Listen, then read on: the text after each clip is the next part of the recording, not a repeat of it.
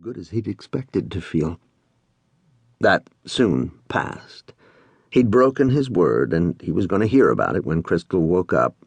He almost turned the car around, but he didn't want to have to stop and hoist Hans up on his shoulders and watch Krystal point that camera at him again. By now, Krystal had hundreds of pictures of Mark and of Mark with Hans on his shoulders, standing in front of canyons and waterfalls and monumental trees and the 3 automobiles they'd owned since coming stateside.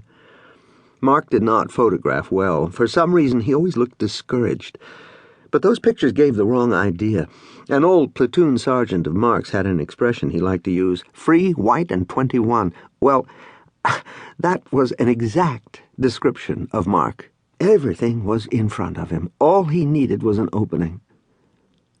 2 hawks wheeled overhead, their shadows immense on the baking sand. A spinning funnel of dust moved across the road and disappeared behind a billboard. The billboard had a picture of Eugene McCarthy on it.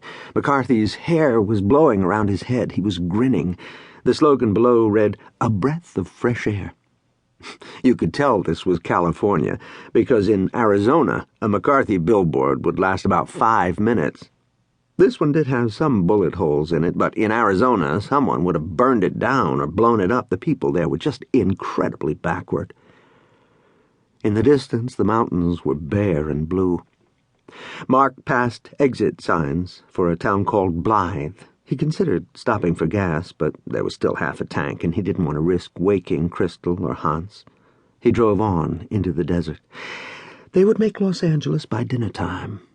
Mark had an army buddy there who'd offered to put them up for as long as they wanted to stay. There was plenty of room, his buddy said. He was house-sitting for his parents while they made up their minds whether to get divorced or not.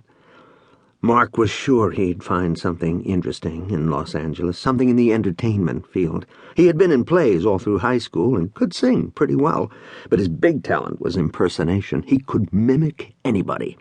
In Germany, he'd mimicked a Southern fellow in his company so accurately that after a couple of weeks of it, the boy asked to be transferred to another unit.